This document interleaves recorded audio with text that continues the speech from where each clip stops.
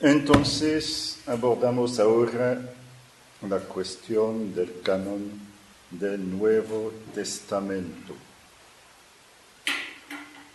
Canon viene de una palabra griega que es un vegetal, me olvidé la traducción castellana, pero la buscaré, que se encuentra mucho en áreas húmedas cerca del agua.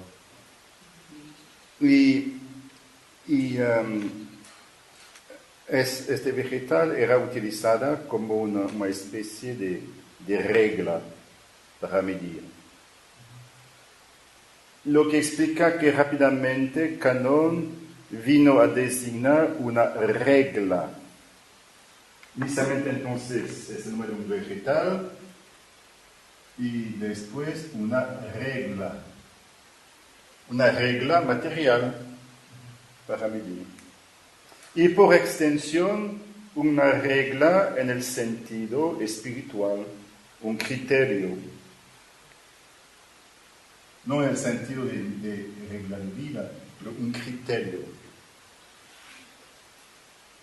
Y el canon sirve entonces a medir, a determinar cuáles son los libros canónicos que pertenecen al canon. Ya en el segundo siglo encontramos la expresión regla de la fe, regla de la verdad, regla de la Iglesia.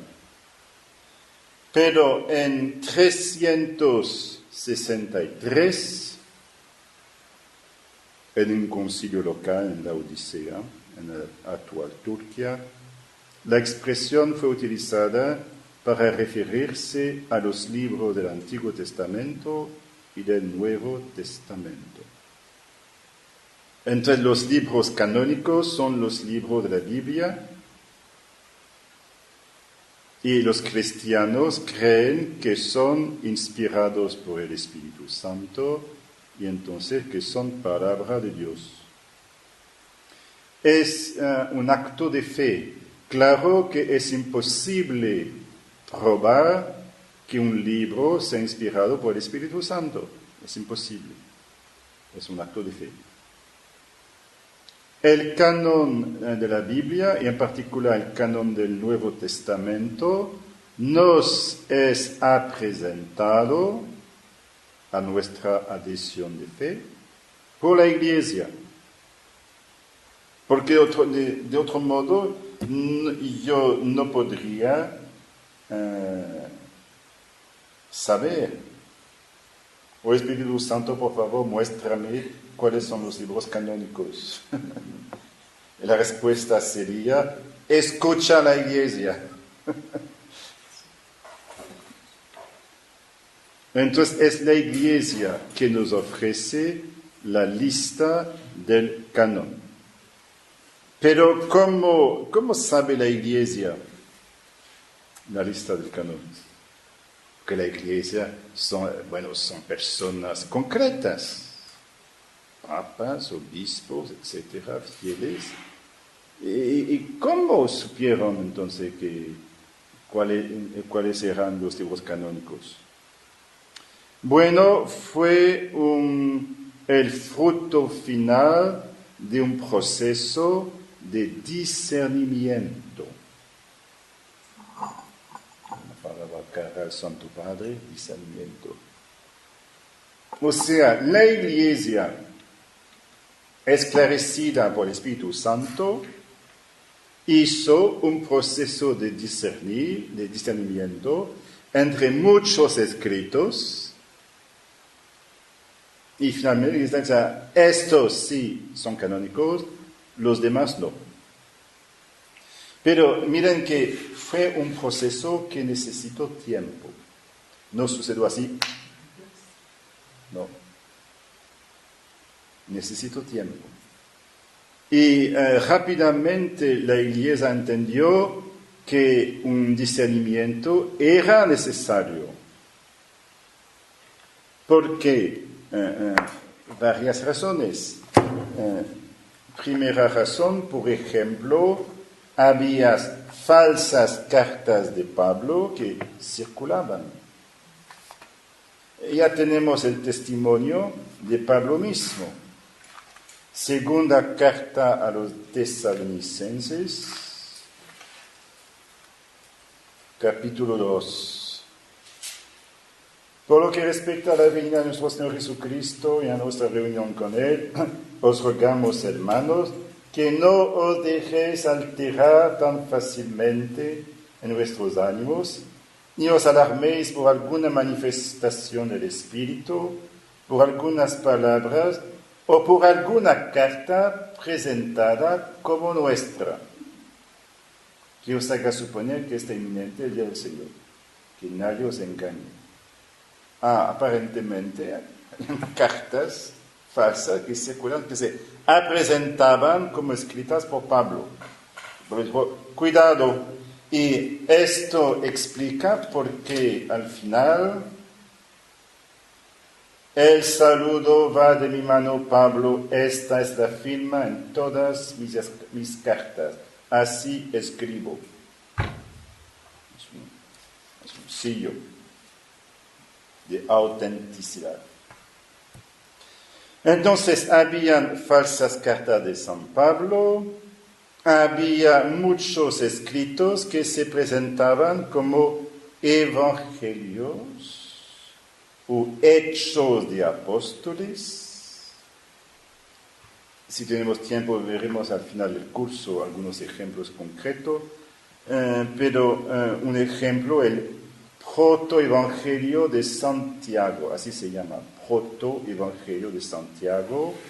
Es un evangelio apócrifo, veremos más tarde lo que eso significa, que se presenta como si fuera escrito por Santiago, y que nos cuenta muchas historias bonitas con la infancia de María, cómo María se consagró al Señor en el templo de Jerusalén, cuando tenía 3 años, cómo encontró a San José, etcétera, etcétera. ¿Pero es un evangelio auténtico o no? Bueno, y hay otros escritos por el estilo. Tenemos los hechos de los apóstoles, de San Lucas, bueno, pero tenemos también los hechos de Pablo, los hechos de Juan, que nos cuentan muchas cosas de la vida apostólica de Juan. Un montón de escritos. Era necesario decir, bueno, veamos cuáles son auténticos y cuáles los demás, otra cosa. Más tarde aparecieron escritos de tipo gnóstico. La gnosis es un movimiento que pretende alcanzar la salvación solo por el conocimiento. El Evangelio de Tomás, el Evangelio de Felipe, la sabiduría de Jesús, son algunos ejemplos de libros gnósticos, también realizaron discernir. Y finalmente la herejía de Marción. Marción que vivió en el segundo siglo. A Marción no le gustaba el Antiguo Testamento. Decía que el Antiguo Testamento nos presentaba un Dios duro, vingador, etc. Que no es lo mismo que el Padre de Jesucristo. Entonces hay que liberarse del Antiguo Testamento, arrojarlo a la basura. Y conserva el Nuevo Testamento. Bueno, no todo, porque algunas partes del Nuevo Testamento son contaminadas por el Antiguo Testamento. Y entonces Marción elaboró su propio canon y se quedó con Lucas purificado y 10 cartas de Pablo, solo.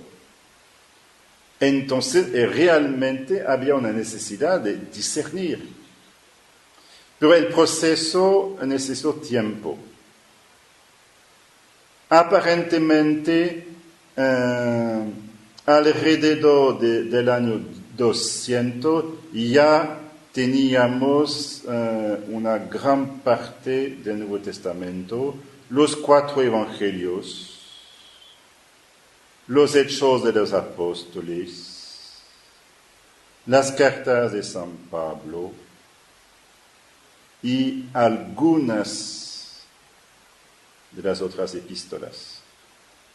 Y tenemos un testimonio interesante de la elaboración progresiva del canon. Les voy a dar una otra hoja. ¿Ya la tienen esta carta? Bueno, perfecto. Entonces, tómenla. Canon de Muratori. Muratori es el nombre de un cientista italiano que descubrió en la ciudad de Milano, en Italia, en el siglo XVIII,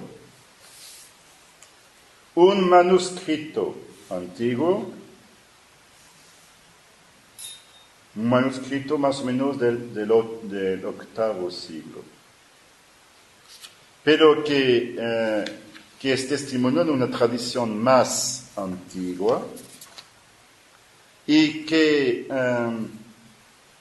ofrece un canon todavía no completo, pero casi. Y tiene entonces un extracto. El tercer libro del Evangelio según Lucas. Después de la ascensión de Cristo, Lucas, el médico, el cual Pablo había llevado consigo como experto jurídico, escribió en su propio nombre, concordando con la opinión de Pablo. Sin embargo, él mismo nunca vio al Señor en la carne y por lo tanto, según pudo seguir, empezó a contarlo desde el nacimiento de Juan. Después una historia sobre cómo Juan decidió escribir su evangelio. Discípulos y obispos le animaban y Juan dijo: ayunad junto conmigo durante 3 días y lo que nos fuera revelado, contémoslo el uno al otro. Los hechos de los apóstoles, las cartas de San Pablo, a los corintios prohibiendo divisiones y herejías, luego a los gálatas prohibiendo la circuncisión, a los romanos acerca del orden de las escrituras, etcétera, etcétera. No voy a comentar todo el texto, pueden leerlo, pero ¿qué vemos concretamente en el canon de Muratori? El canon de Muratori es un testimonio excepcional porque los especialistas dicen que la fecha del canon de Muratori sería alrededor de 170. Entonces es bastante antiguo. El manuscrito encontrado en Milano es más reciente. Por la tradición, la época en que fue escrito el canon de Muratori sería alrededor de 170. Encontramos un grupo de libros aceptados. Son los 4 evangelios, los hechos, las 13 cartas de Pablo y la primera carta de Juan. Se nota entonces que ya en el canon de Muratori estos escritos, que son entonces 19, ya son aceptados como teniendo autoridad. un grupo que necesita discernimiento. Discernimiento positivo, segunda carta de Juan, tercera carta de Juan, Judas, Apocalipsis. Y un discernimiento negativo, el pastor de Hermas y el Apocalipsis de Pedro. O sea, eso significa, en el segundo grupo es menos evidente. En el primer grupo no hay ninguna discusión, ya tiene autoridad. Segundo grupo es menos evidente, pero en el caso de las cartas de Juan, carta de Judas, Apocalipsis de Juan, sí. Pero en el caso del pastor de Hermas, del Apocalipsis de Pedro, no. Después, un tercer grupo de autores rechazados. Arsinoe, Valentín, son autores gnósticos. Basílides. O sea, estos no, por favor. Son autores gnósticos. Y bueno, 4 libros son ignorados. O sea, no son mencionados en el canon de Muratori, primera carta de Pedro, segunda carta de Pedro, Santiago y Hebreos. O sea, el canon Muratori no dice nada sobre ellos. Pero ya se nota que al final del segundo siglo la mayor parte del discernimiento ya está hecha. Especialmente cuando se trata de los evangelios, los hechos de los apóstoles, la carta de San Pablo, no hay ningún problema. Después, hay algunos escritos para los cuales el discernimiento es un poco más difícil, pero sí, las cartas de San Juan, Judas, el Apocalipsis de Juan, discernimiento negativo, el pastor de Hermas, Apocalipsis de Pedro, autores rechazados, 3 gnósticos, y curiosamente 4 documentos que serán declarados canónicos más tarde, pero que no son mencionados. Las cartas de San Pedro, la carta de Santiago, la carta a los hebreos. Es interesante tener un testimonio de la elaboración progresiva del canon. Y cuando aparece por la primera vez el canon completo, tal como lo conocemos, ¿con cuántos documentos? 27, sí. La encontramos, esta lista completa, en una carta de San Atanasio de Alejandría, en Egipto. Una carta a obispo de Egipto, en la que Atanasio escribe que nadie añada nada y tampoco quita nada a esta lista. Pero añade también, pero tengo que decir esto a mi carta, hay otros libros que no son canonizados, pero que según la costumbre recibida de los padres, leemos a los iniciantes, los que desean recibir una catequesis de la verdadera religión. ¿Cuáles?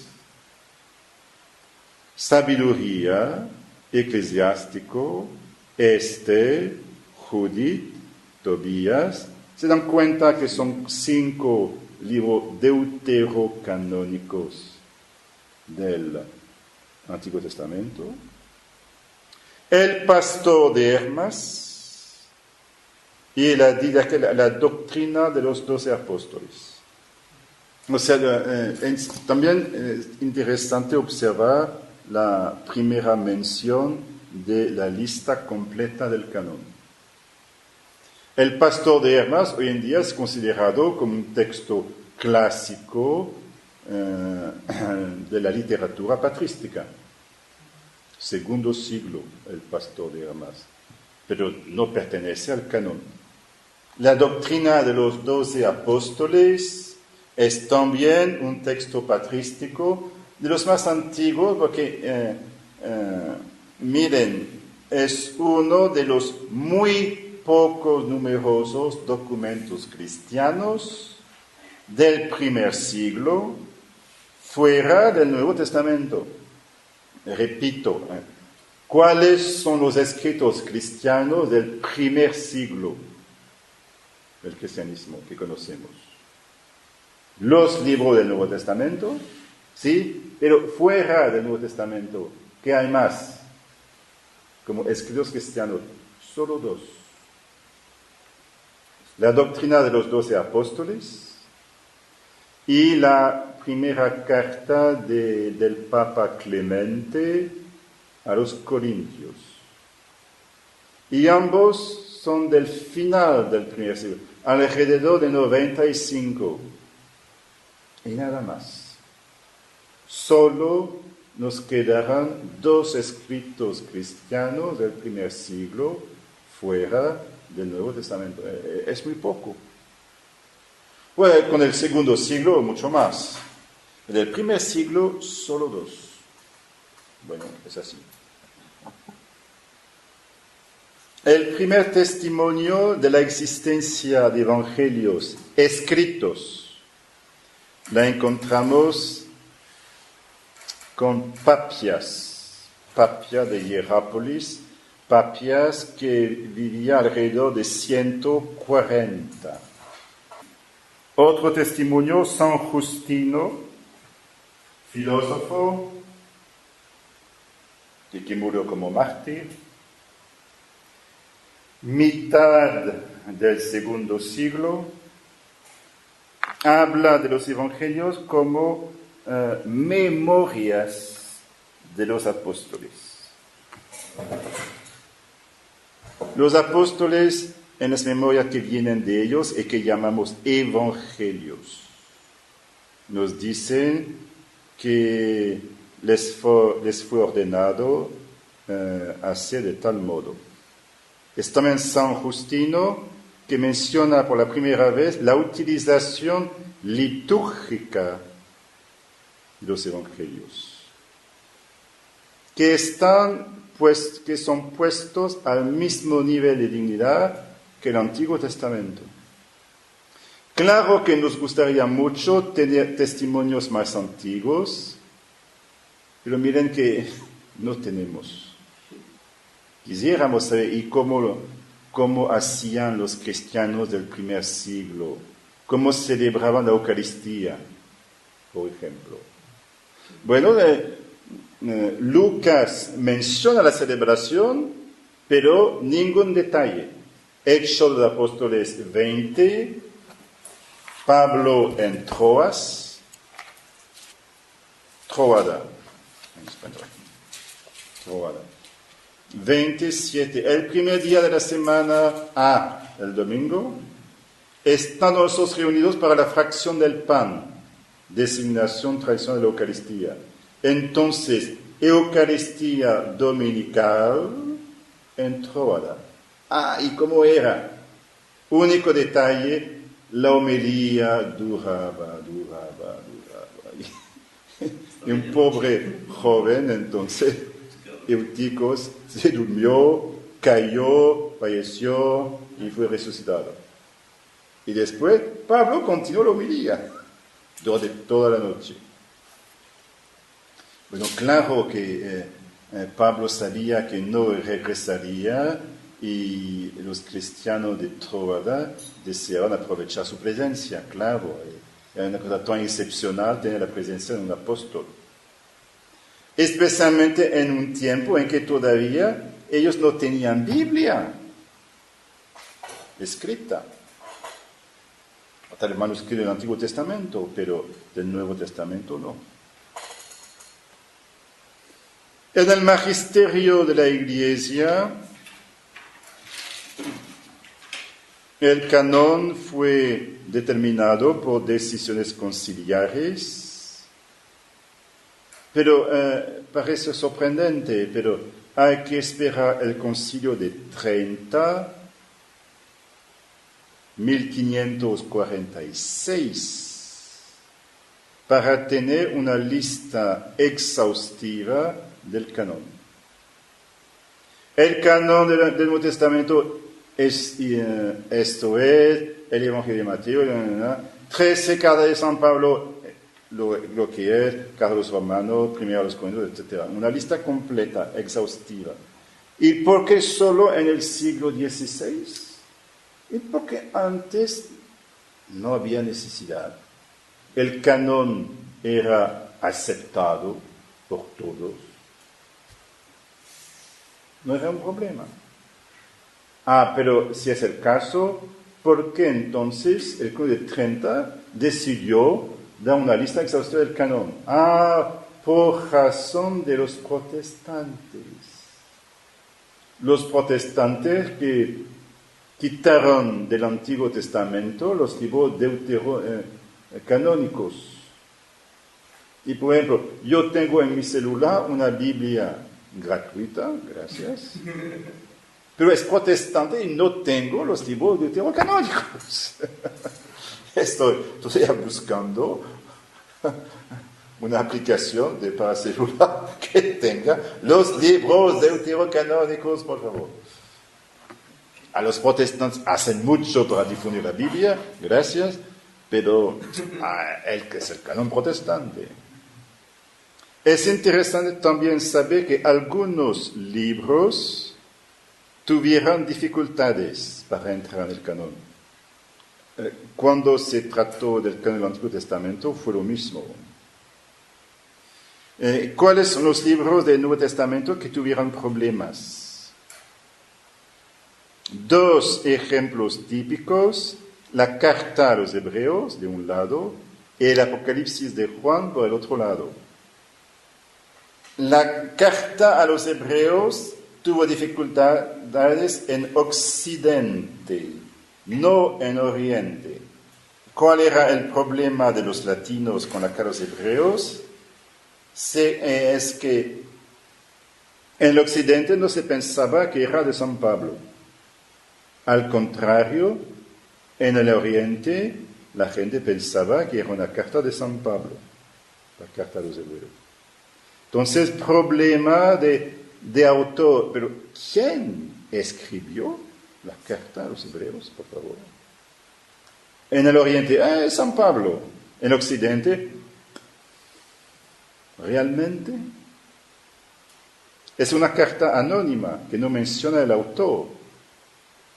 Cuando el Concilio de Trento publicó una lista exhaustiva del canon, algunos padres del concilio dicen, sí, deberíamos escribir la carta a los hebreos del mismo Pablo.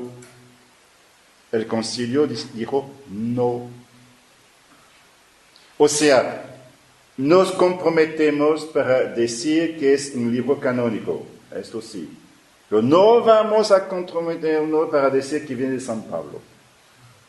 Entonces, la carta a los hebreos es canónica. ¿Quién es el autor? Como dijo Orígenes, Dios sabe. Y todavía no se sabe con certeza quién es el autor. Posible que fuera alguien que tuvo conexión con Pablo. Hay semejanzas con Pablo, pero hay también diferencias bastante grandes. Entonces, eso explica por qué la carta de los Hebreos tuvo problemas para entrar en el canon.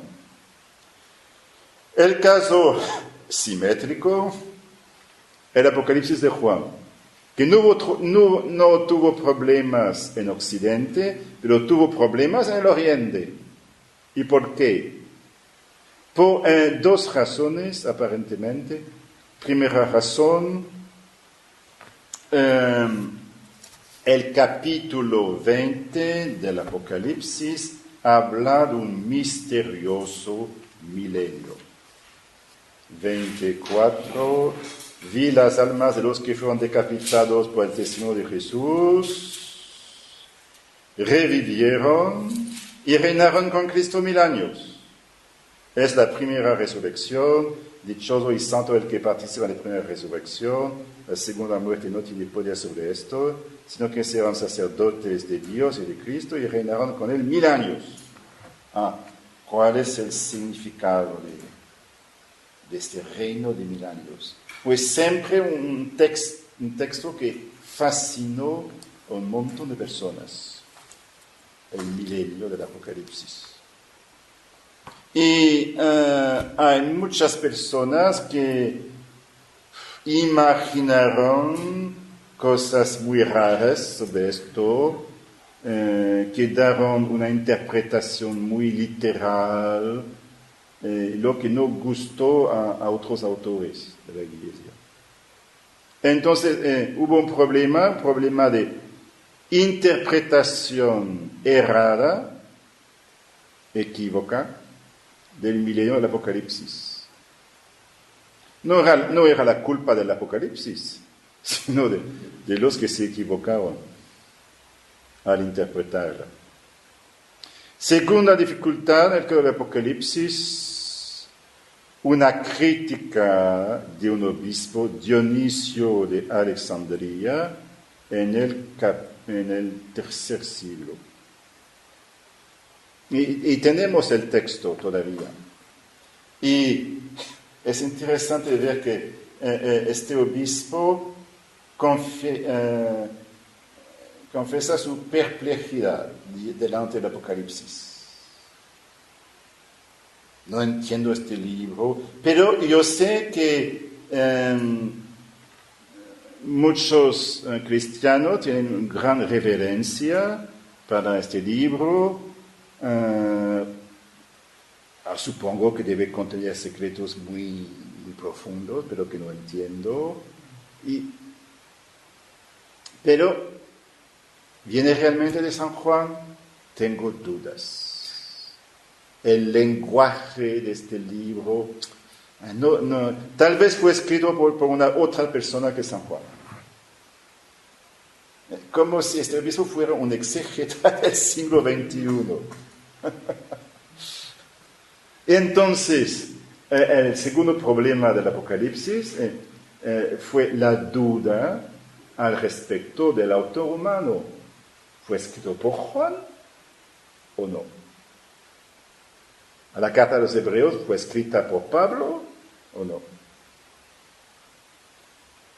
Bueno, finalmente el Oriente también aceptó el Apocalipsis. Y entonces los latinos y los ortodoxos tienen el mismo canon, gracias a Dios. Pero nos quedamos con una pregunta. Bueno, ¿fue la Iglesia que hizo el discernimiento? Sí. El discernimiento necesitó tiempo, fue un proceso progresivo, sí. Pero ¿cuáles fueron los criterios? Fue la acción del Espíritu Santo, cierto, lo creo. Pero el Espíritu Santo no suprime la inteligencia de los hombres, sino que la utiliza. Entonces es válida, interesante, importante la pregunta, ¿cuáles fueron los criterios? Pero no debemos esperar un tratado teológico como nos determinamos el canon. No, sería anacrónico. Me parece que hay dos criterios principales.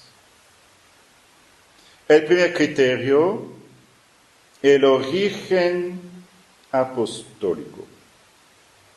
O sea, algunos documentos fueron considerados canónicos porque la Iglesia creyó que fueron escritos por apóstoles. Esto que explica, por ejemplo, la presencia en el canon de la segunda carta de Juan, la tercera carta de Juan, a pesar del hecho que tal vez no diríamos que son documentos de grande importancia. La primera carta sí, por la segunda carta de Juan, la tercera carta de Juan, con toda reverencia y amor a Juan, yo creo que si la Iglesia no hubiera pensado que fueron escritas por Juan, esas cartas tal vez no estarían en el canon. Parece razonable pensarlo. Bueno, vamos a hacer la interrupción y continuaremos entonces esta reflexión sobre los criterios del discernimiento del canon. Gloria al Padre, al Hijo.